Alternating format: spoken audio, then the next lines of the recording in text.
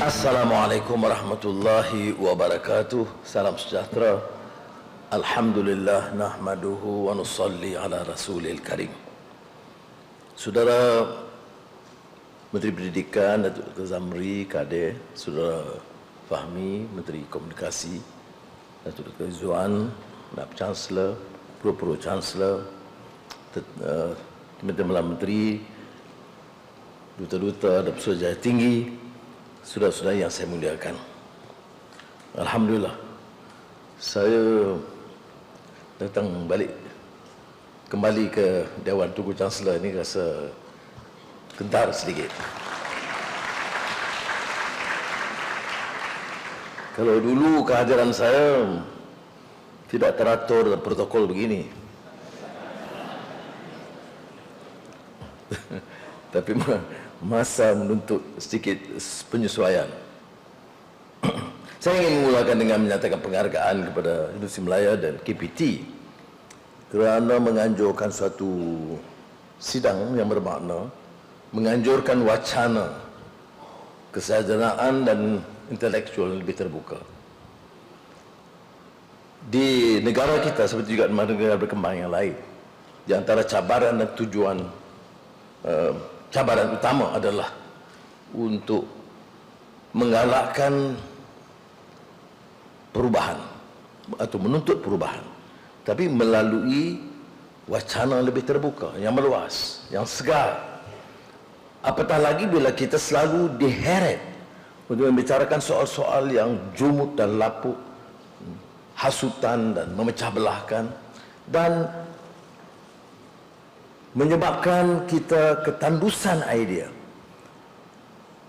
Kalau mau maju, kita harus bicara soal transformasi digital, perolehan tenaga, energy transition, bicarakan soal mutu pendidikan. Tetapi kalau kita terus diheret untuk bicarakan soal kaum secara sempit, soal agama secara jumut, walaupun perbincangan soal kaum agama itu tidak dilarang, tetapi tidak akan membawa kita ke satu mercu yang lebih hebat seandainya kita terus diheret untuk bicarakan soal-soal sedemikian. Sebab itu bagi saya permulaan ini sangat bermakna. A healthy intellectual discourse is required if you want to ensure that the country moves forward. The challenge is digital transformation, inequity, an international order that is clearly biased against the poor. We have my colleague Jeffrey Sachs, a notable scholar, who has written publicly on a number of issues, challenge the normal discourse. As what philosopher Raymond Aron says, it's time for us to unlearn some of the normative mode of thinking, to challenge a dominant paradigm of thinking, either the ultra-conservative, outmoded views clinging to racism and religious bigotry, or the dominant thinking mode of thinking in the classic phrase of Fukuyama in terms of the dominant voice and victory for the so-called liberal democracy, which is neither liberal nor democratic. Particularly if you see the events holding in Gaza, you can sense the utter hypocrisy, immorality that's been talked about but never meaningfully practiced. So we have therefore to ensure that the discourse is healthy and meaningful, and deal with the issues that is pertinent, that could ensure that our nation chart a course that would ensure its, not only its sustainability, but progress, and ensure that the living conditions of our people are being championed and protected. But let me begin by acknowledging some of the faults and failures of the system. Our failure partly is our obsession with our past successes, in inverted commas. Now, I'm not here to deny the fact that we have achieved formidable growth, unity, certain level of education that can be seen to be rather competitive in the region. But we look at the bare facts. Some of these that is concerning. Let us refer to the latest PISA report. Now, PISA is, of course, not the, should I say, the compelling case to ascertain the level of success. But it's a measure. Out of 81 countries selected in the PISA analysis, we are number 51. Low 1/3 in terms of our achievement, particularly mathematics, science, and the English language. Among the 7 ASEAN countries, you are the worst off. There is no reason whatsoever, given our resources and the level of achievement in the past, we have gone this way. The standard excuse is because of COVID-19. Now, COVID-19 impacted on all the countries, Laos, Cambodia, Indonesia, Singapore. Why is it we have failed in the score? And these are questions that we must ask before we embark on discussing the future. You must know the state of our affairs and cannot be in the state of denial. Yeah. It's rarely that you have a prime minister coming to tell you about the problems. I'm not here, I'm not a propaganda minister. Neither is Fahmi. Of course, we have to take note of the successes, yes. But we must also commit ourselves to embarking upon this reform agenda. When we say, in uridu illa al-islah mastata'tu, that means trying our level best to effect change and reform for the better. Saudara-saudari, saya mulakan dengan berita yang agak kurang menyenangkan tentang laporan PISA. Tetapi ini juga termasuk atau terkait dengan lain-lain. Soal TIMS, soal intradigital, soal kurikulum masa depan, soal prasekolah. Dalam semua kategori ini kita agak ketinggalan. Sebab itu dengan Menteri Pendidikan baru, saya telah gesa supaya dilihat semula sistem prasekolah. Kalau kita katakan 80% sahaja yang masuk prasekolah dengan kategori yang berbeza, mungkin 40% baik, selainnya itu agak mediocre, pertengahan, dan sekitar 20% sangat lemah. Maknanya tak sampai 50%. Maknanya kita dalam bicarakan soal keadilan, kita sebenarnya melebarkan kesenjangan di antara kota dan desa, kaya kota dan miskin kota,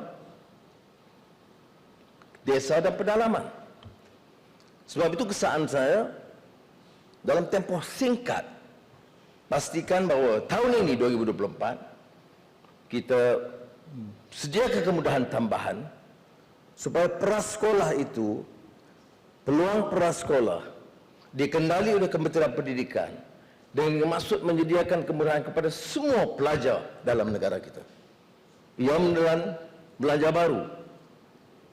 Seperti sudah tahu, dalam belanjawan madani, bidang pendidikan itu mendapat peruntukan terbesar. Tetapi sekali lagi kita bermula dengan asas. Tahun 2023 kita belanja 1 bilion ringgit hanya perbaiki tandas. Bayangkan kita di Dewan yang indah ini, ya, tetapi anak-anak kita sebelum masuk ke sini belajar di sekolah-sekolah yang dianggap kategori daif walaupun sekolah itu sekolah hebat. Ini termasuk Kolej Melayu Kuala Kangsar. 20 tandas yang masih diperbaiki. Tak bayang lagi ke sekolah di Solok Kudung atau Manik Ura itu dikapit. Now, for the benefit of Jeffrey Sachs was saying, whilst we need to undertake major reform, including education and higher education, we have to take stock of the stark realities of the gross inequality at present. And I give this example of the state of affairs, our washrooms and lavatories in our schools. 1 billion ringgit has got to be spent just to repair 8,600 lavatories in our schools. It's pathetic. It's inexcusable for a country like Malaysia to tolerate this rot and nonsense for decades. And to me, that's a priority. Similarly, the issue of dealing with the issue of abject poverty. Of course, poverty is relative. It will take time to deal with this issue, but abject poverty for a country like Malaysia can no longer be condoned. Now I'm grateful, alhamdulillah, that for Kuala Lumpur, Negeri Sembilan, and Selangor, we have achieved. But then I'm still getting more data from other states where adequate resources must be given. When I talk about abject poverty or grinding poverty, it means that they don't have even funds to buy a school uniform, have proper food and shelter. And Malaysia cannot condone this or tolerate this, and at the same time talk about the next 100 years. Yes, we have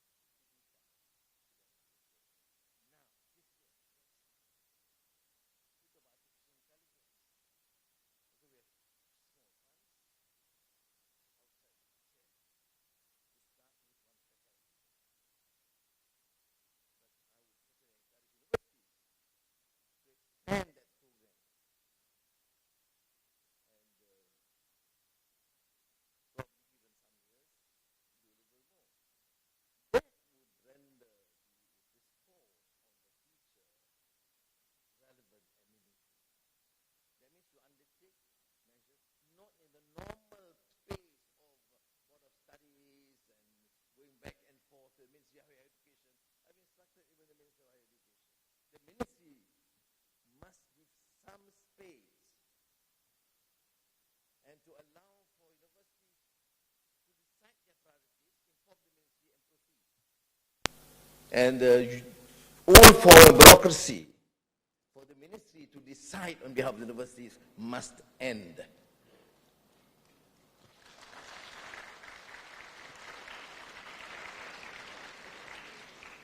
Now, I'm suggesting this plainly because of the urgency. Recognizing the fact that in some areas, if we use a normal pace, we will be left behind. Yeah. But more importantly, the general framework, the Madani framework emphasizes very clearly the issue of sustainability, not in the normal Western notion of sustainability, but must be consistent with SDG. We talk about governance, we talk about ihsan, compassion, trust, innovation, but it must start with governance. Billions of dollars have been siphoned off. And nobody dare touch the big crooks. They are invincible in the system. And mind you, I'm sure you've been following, and I think we in this country, political leaders, academicians, and so-called elites, must accept that responsibility, that we have failed in our task to allow such gross diversions of public funds to enrich the few crooks, and this was tolerated for decades in this country. The rot must stop here. If you say that, well, this is a problem affecting the politicians, I want to remind you that many professors and so-called scholars either somewhat complicit or be seen to be complicit with the system in the past. It has got silence in the enforcement agencies, in the judiciary, in the intellectuals.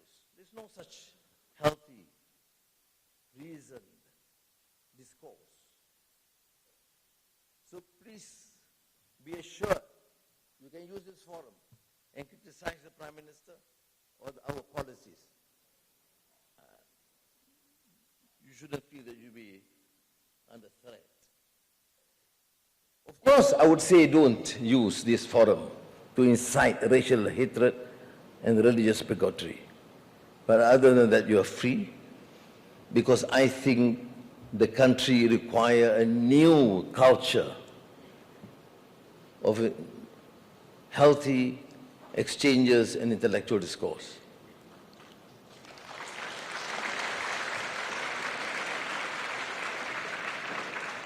Nah, saya nak tekankan, ya, ada orang mengatakan bahawa kecurian puluh bilion ringgit ini, kalau mau jadi Perdana Menteri, Menteri Keuangan, Menteri-Menteri, ukurannya apa? Kekayaan.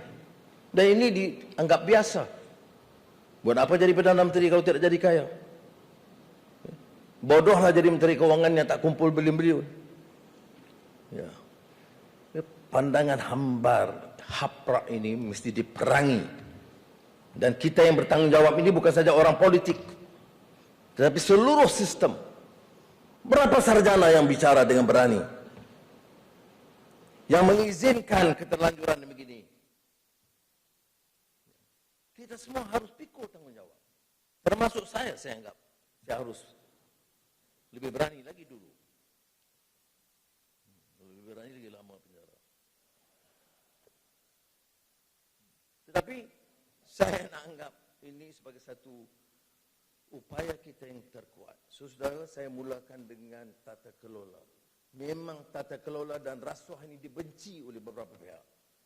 Dia kata Anwar ini tak ada modal lain. Berucap saja sebut tata kelola dan rasuah. Dia lupa sebab rasuah dan tata kelola lah tak dapat bagi peruntukan begitu besar kepada pendidikan. Sebab rasuah dan tata kelola lemahlah. 8,000 tandas harus diperbaiki tahun lalu. Diketepikan. sedemikian begitu rupa. Sebab rasuh dan tata kelola lemahlah yang menyebabkan puluhan bilion wang rakyat dipunggah untuk beberapa tokoh tertentu. Jadi sudah, saya harap saya akan dapat, kalau tidak ada sokongan dalam politik atau lain-lain, sekurang-kurangnya dalam isu tata kelola dan tuntutan ke arah perubahan, saya pohon dukungan penuh daripada rakyat terutama yang berfikir.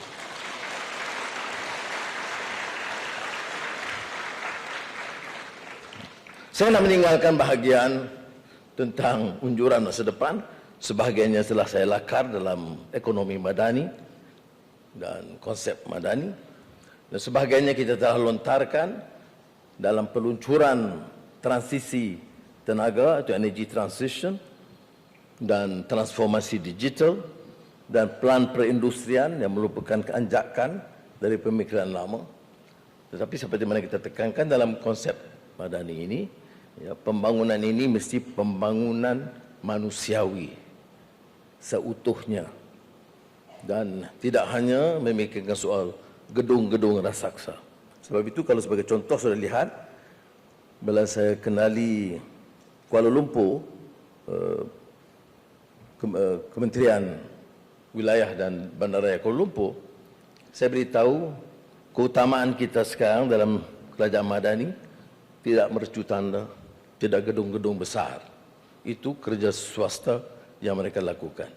Dana kerajaan, pertama pembersihan, kemudian asas, sekolah yang terbaik, gerai-gerai dan warung yang dimanfaatkan oleh majoriti rakyat, yang bersih, yang indah.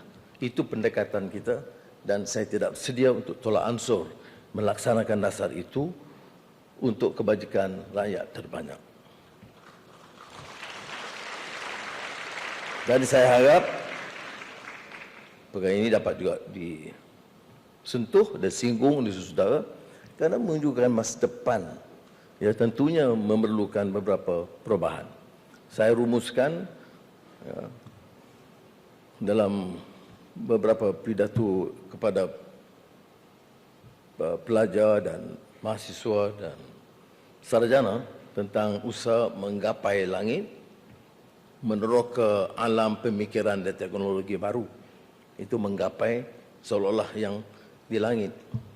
Tapi tidak pernah harus kita tinggalkan apa yang disebut sebagai mengakar ke bumi. Dengan agama, budaya, nilai dan akhlak kita. Jadi sementara menggapai langit, menerok ke alam pemikiran teknologi baru, kita tetap mengakar ke bumi supaya jati diri kita, kemanusiaan kita, nilai dan akhlak kita dapat kita pertahankan. Sekian, terima kasih. Wassalamualaikum warahmatullahi wabarakatuh. Waalaikumsalam.